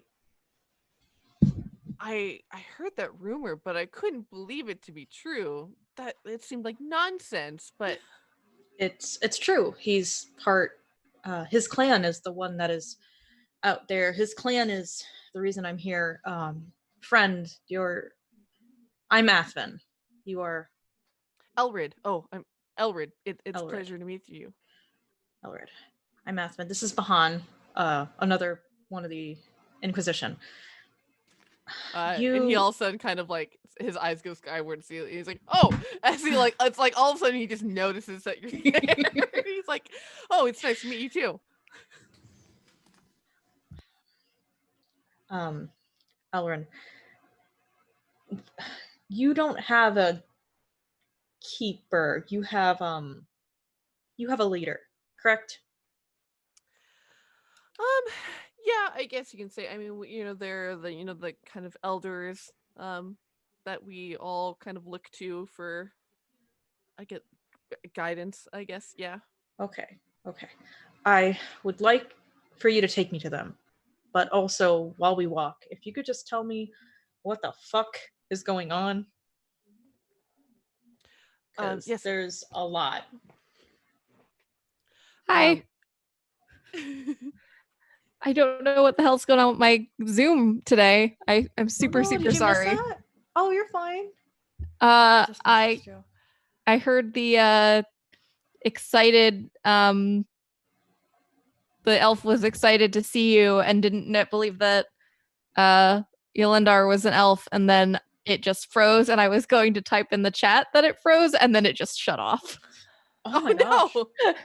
Well, thankfully you didn't miss much. We introduced you. They were very starstruck by how tall you are. Surprised to see you. It's like, yeah, it's kind of because he was so focused on Athven, and then all of a sudden Athven's like, "And here's my friend," and he was like, oh, there's someone else here. Bahan is just standing behind Athven, bodyguard like this. I love it. We're gonna get shit done. Hell yeah. I don't know what we're here to do, but I'm excited about it. Yeah. But yeah, he just said that we're gonna go talk to the elders, and also Elrond is going to tell us what the fuck is going on. Yes. Wait, Elrond? Elred. Elred. Or Elrond. He's working on a series of sci-fi novels. Hold on. No, Elrond is the Lord of the Rings. L. Ron Hubbard wrote Elrond. I heard Elrond. Like the fucking Lord of Rivendell. Oh, Casey's... I never read Lord of the Rings books. Not even the movies? Have you seen them? I watched the movies. I do not remember them. I get it. Yeah, that's fine. It's okay. Oh, Casey's like totally frozen. Yo. Well, is not on their side today. Indeed, the two. Bahan is too tall and silent. Strong silent. Hey, there's a Casey. I'm moving myself into the room where my router is because maybe then this will stop. All right. This is going to make life a lot more difficult for my poor This is like seeing so you weird. Move with your like Zoom background is like really bizarre. Stationary background, but I know you're moving. It's very surreal. Acting up today. But Elred will lead you to a large kind of be like a rec center, essentially, kind of like a large community building, kind of like a longhouse. And you see a lot of kind of elderly elves who are sitting around a table, all drinking either ale or wine or tea, and you can see that there's some like middle-aged people with their kids running around, and all kind of just having like an evening hangout sesh. Oh, okay. Now my entire thing is on the opposite side of where it was when Celeste set it up. I'm just following behind whatever Athven's doing. Yeah. I imagine a lot of people are giving like you some looks. They're actually more amazed to see Athven. Really? And yeah, they are just blown away, and that like people like start to like kind of flock and congregate around you, and they like, and there's kind of this like whole kind of swarm kind of moves into this now community house where you see all these like elderly elven people, and they all turn to look at you and they go, "Oh!" You see this elderly woman say, "This is certainly a change of pace." Master Honest, I'm sorry to bother you at this your time of rest.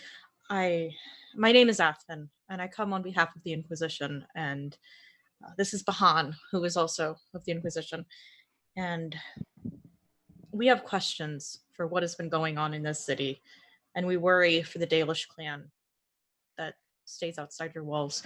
Could you please tell us what is going on? And they'll and the elven woman, she goes, "Andara Natishan, my dear. I'm sorry, there's a Dalish clan outside of our walls? We did not even know that such clans still existed." What? I'm gonna give Athven a really confused look. Yes, there are many clans. We travel the lands. We meet together. I'm sorry. The keeper came to your city. He met your leader, the Duke. He announced that they were there outside the walls. I thought No news has reached us of any Dalish. You are the first that we have seen in several years. the keeper said that some of your people here had come out to talk with him.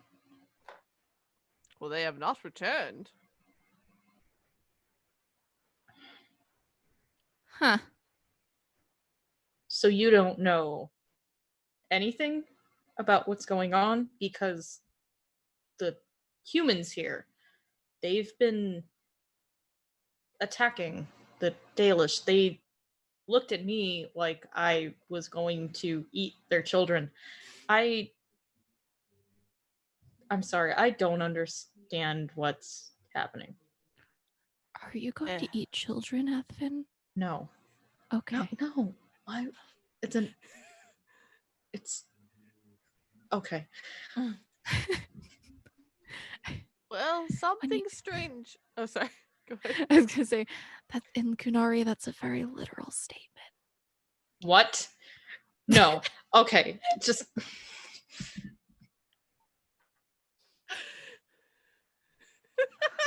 I love sometimes when Casey's laughing that they just straight up disappear. This is a bat cave. It's just a bat cave. This was my bad decision for wearing green today. when I forgot that I had the virtual background. So if I am not careful, I just completely disappear because my hair is green and my shirt is green. I like this because in all ways but physical, you are the Batmobile. Yeah. Mm-hmm. Wow, you're right. Ow. Yeah, the woman says, she says, yeah, something peculiar has been happening. You see, lately, a lot of people, a lot of humans in the city have fallen ill. And none of us have. And it starts off as a cold, and then all of a sudden your skin's turning gray and falling off, and they've started to blame us because none of our people here have fallen ill. And we're starting to worry that a more terrible fate might befall us but we do not know where to go. This is our life. This is our livelihood. We cannot leave. The gates have been sealed. No elven people have been allowed to leave the city. Okay. All right. A little contrary, if you ask me. Those But I'm who not did there. manage to leave, and we have not seen them come back. They snuck their way out of the city. You really didn't know that the Dalish are not just here, but that the Dalish are a thing? Well, I seeing you in the flesh now, but to us city folk, especially in here in such a large city, really, you're like a mythological being, quite honestly. All right. Athven, you're like that the dude from your story. That's not no, Bahan, that's not No, what... cause you're mythological. That's kind of cool, right? Yeah. Don't say that though.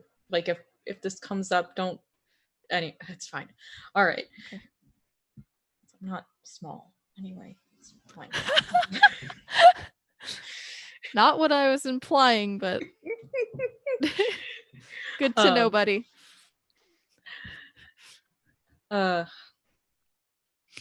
Sorry for any men out there who are offended by my portrayal of Athven, but I'm having fun. It's great. This is your OC. Do what you want. Right. All right. So he's sitting there. He's like, okay, all right. So first things first, if you feel you're in danger, then you're probably in danger. And honestly, by the looks that they gave me, you're almost certainly in danger. But I don't know if it's safe enough to send people away to out there or anywhere, because right now the clan's in even more danger than you. I mean, and they won't let us leave through the gates. I mean, what are we going to do? Storm them? I mean, yeah. How many of you are there? There are probably, you haven't seen the full extent, but judging about like the size of this kind of walled off community, there are probably a couple thousand people that live here. A couple thousand elves. All right. You in a could storm city the of gates. In a city of roughly 1 million. Okay. Well, 1 million people aren't going to be defending the gates. Yeah. How many guards are there? Should we do some reconnaissance? Like we could make this happen. Yeah, absolutely. And the thing is, we'd be fixing the problem, because if they're going to be assholes about a bunch of elves, we'll just move the elves and they can go fuck themselves. Well, where are we going to go? We can't just leave. We all have Well, jobs and homes, and to where? We all can't go live out in the woods. no, but you could live in a mountain. Oh, we do have a mountain. I'm sorry, what? Okay, so he's gonna give a bit of a rundown and been like, this is Ylyndar Almighty, praise be him. Maybe something with the maker, forget about that.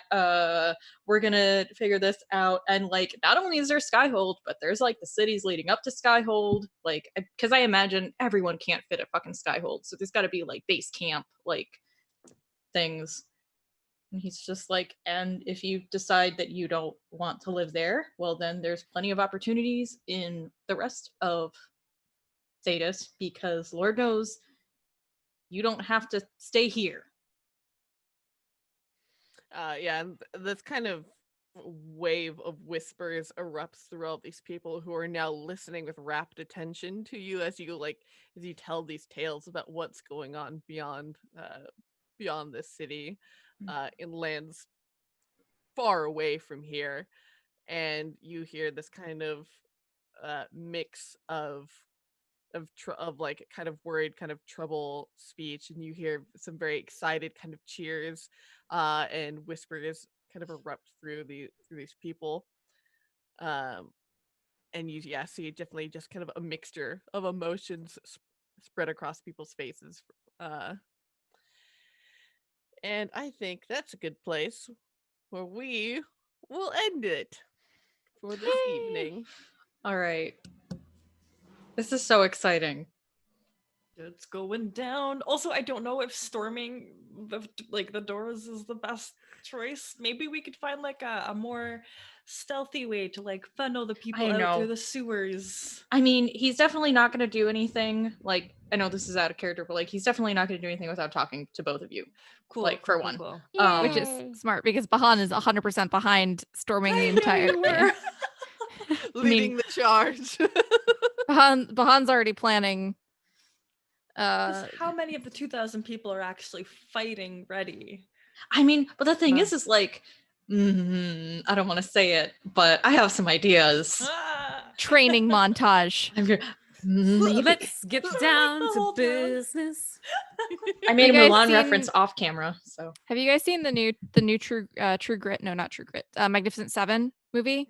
No. It's really good, and you should. And there's like a scene where they're teaching the town how to defend itself, and that's what I'm imagining. They don't come out like super good at guns and defense, but they come out good enough that they not as many of them die. That's all that matters. That's all you Classic can help. trope, and I love it. You know, teach the townspeople to defend themselves. Yeah. Oldie but a goodie. Well, friends, we will find out what you all plan to do next time, 2 weeks from now, May 15th. But until then, I have been your storyteller, Sage. That would make me be also known as Bianca Zelda. You can find me on Twitter as @Bianca Zelda. I'm Casey, and I forgot who I was for a second. You can find me on Twitter at Child of Ginevra, and on the Remember X podcast, which is Remember X Not a Test, on The Lucky Die, and on Poplar Kids. Hi, I'm Morgan. I've been Emmylou. You can find me on Twitter at ThistleRaven. You can also find me on the Taking Initiative podcast Twitter, which is TI_pod. You can find me on that podcast playing The Wonderful Surreal. The very first episode that I edited all by myself is released for Patreons on Friday. Or actually today. And then on Monday, it's going to be released. Oh, I forgot what day it was. It's going to be released on Monday to everybody, and that's super exciting. You can find B and I on the same schedule that you would find for our Dragon Age game, except on Tuesdays. Bi-weekly, where we are being barbarians in Conan and having a wonderful time. Oh, heck yes. And I think that's all the projects I'm in right now. And I'm Riana. I'm DIY Ferret on Twitter. I'm gonna start an OnlyFans where I just get super dressed up and talk about mythical creatures. I'm not actually gonna do that, but if I keep saying it, maybe someone will do it. There you go. But it's been a lot of fun. Really love playing this. I'm so glad we're over this month hiatus. And when we come back, we're gonna start a revolution. So I'm in. I love it. Awesome. All right, friends. Well, thank you for tuning in, everyone, and thank you all for playing and being here. You all are so great, and I adore you. And have a good night. Have a good weekend. Night. Bye, guys.